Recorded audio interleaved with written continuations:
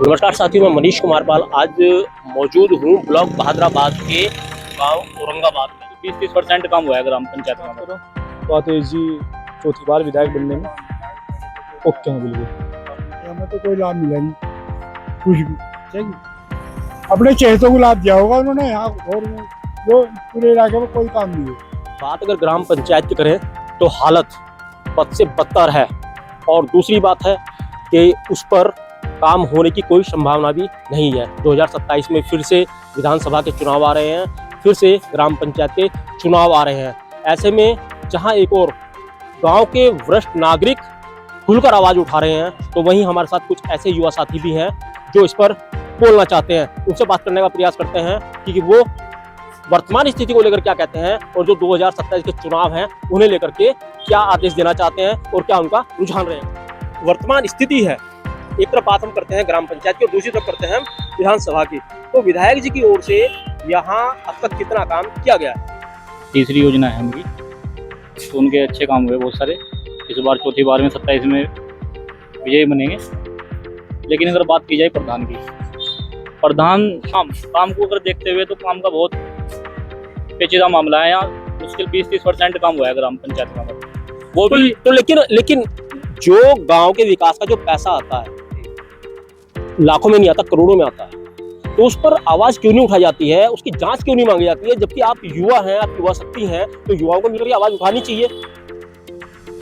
ऐसा है भाई साहब, यहाँ पे कोई ऐसा माहौल कभी रहा नहीं हमारे गांव में, लड़ाई झगड़े वाला या किसी के प्रति हो, इसलिए कोई किसी के प्रति कोई कुछ नहीं बोलता।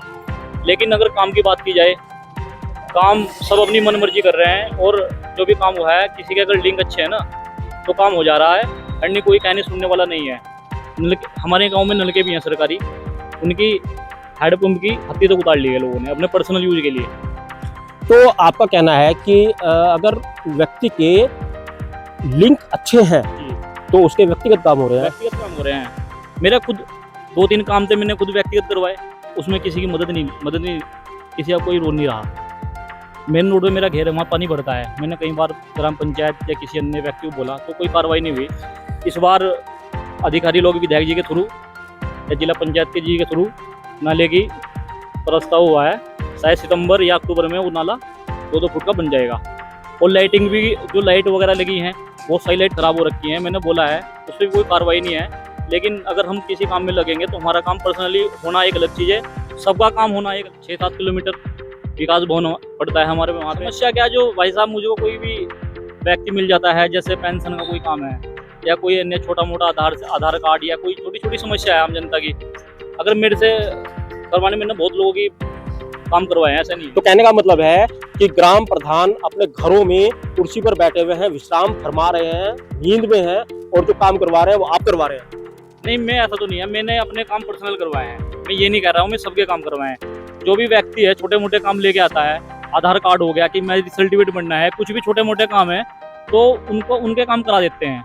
लेकिन प्रधान जी क्या करते हैं, वे थोड़ा ध्यान नहीं दे पा रहे हैं। जो आम जनता के छोटे छोटे काम है वे उन करा नहीं पा रहे हैं। अभी 4-5 महीने में उनका कार्यकाल पूरा हो जाएगा, 27 में चुनाव है, तो कोई ऐसा कोई अभी देखने को 4-5 साल हो गए, कोई ऐसा कोई उनके काम में हमें कोई देखने को भी कुशलता नहीं मिली। कोई नाम तुषार चौहान है, मैं निवासी औरंगाबाद का ही रहने वाला हूं। जी, 2027 में विधानसभा चुनाव होने जा रहे हैं, ग्राम पंचायत के भी चुनाव होने जा रहे हैं, ऐसे में आपका क्या रुझान रहेगा? तो जी अगर विधानसभा चुनाव की बात करो तो आतेश जी चौथी बार विधायक बनने में ओके हैं बिल्कुल। और अगर बात पंचायत की जाए, पंचायत का जो कार्य हो 20% औरंगाबाद गांव में हुआ, 80% पैसा कहाँ गया, किन लोगों के अंदर गया, कुछ पता नहीं। तो विधानसभा के कार्य से आप संतुष्ट हैं? बिल्कुल संतुष्ट हूँ।